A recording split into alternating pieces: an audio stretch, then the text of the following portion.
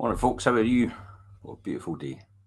It's interesting to note that as we lose one of the greatest football players ever, would it have been that great if he hadn't had the failures as well as the successes in his life? Would he have been remembered if he hadn't had the failures as well as the successes in his life? And overall, what can we learn by that? It's interesting. I'd be interested to hear your answers.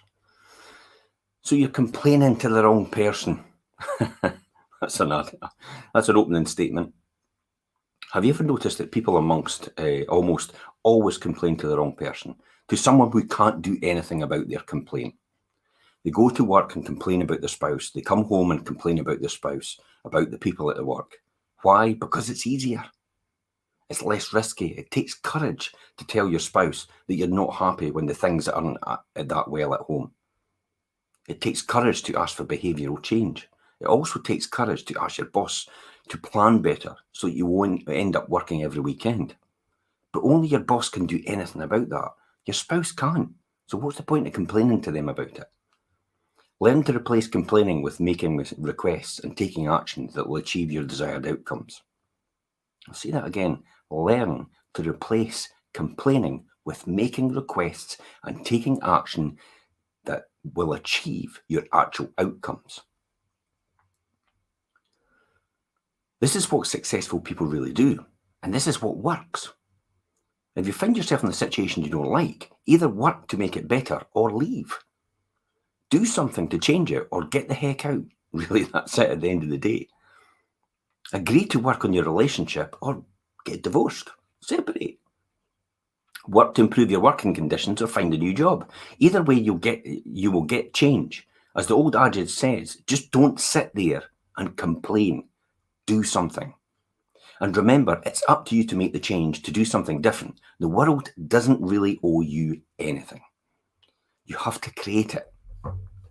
So you either create or allow everything that happens to you in your life. Be powerful.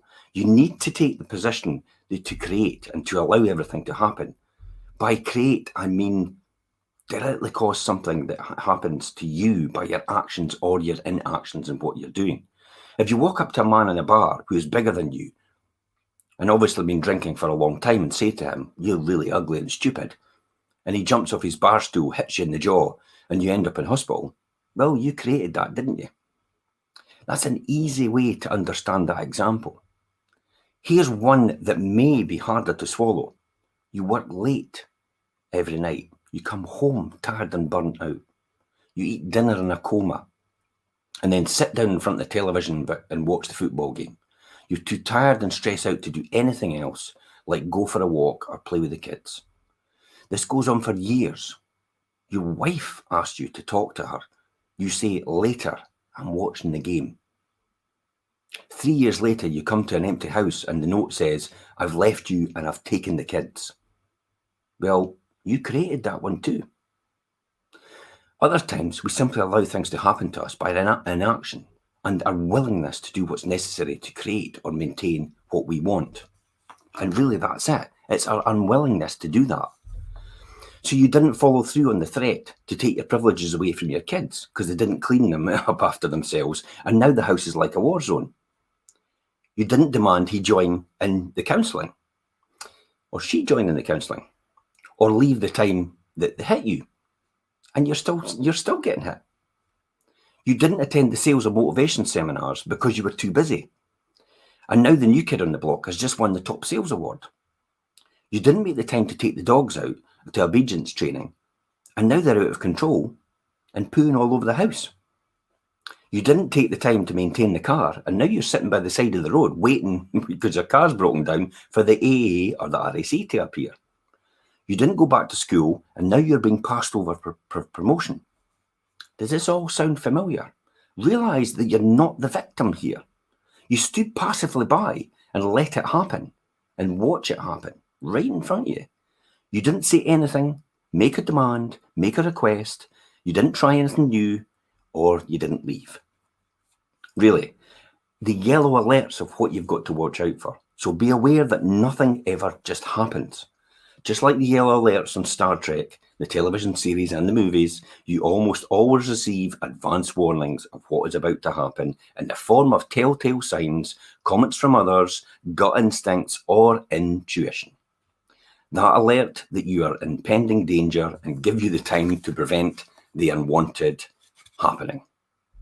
So getting these yellow alerts at all the time, there are external yellow alerts as well. So your partner keeps coming home late and later with alcohol in their breath. The client's first check bounced. He screamed at his secretary. His mother warned you. Your friends told you. And there's the internal yellow alerts. Your feeling in your stomach, your gut instinct. That fleeting thought that just maybe. The intuition that says, something's wrong. The fear that emerged. That dream that woke you up in the middle of the night. We have a whole language that informs us. Clues, inklings, suspicions, the handwriting on the wall. I had that feeling. I could see it coming from a mile away. My gut feeling told me.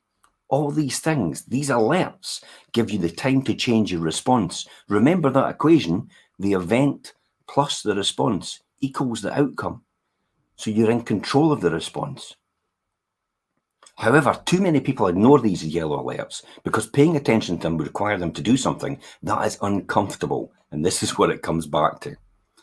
It's uncomfortable for you to confront your spouse about the cigarettes and the ashtray and the lipstick on them. It's uncomfortable to speak up to your staff in a meeting when you are the only one who feels the proposed plan won't work. It's uncomfortable to tell someone that you don't trust them. So you pretend not to see it and not know it because it's easier, more convenient, less uncomfortable, avoids risk, confrontation, keeps the peace and protects you from having the risks. So tomorrow we're going to talk about how to make life so much easier.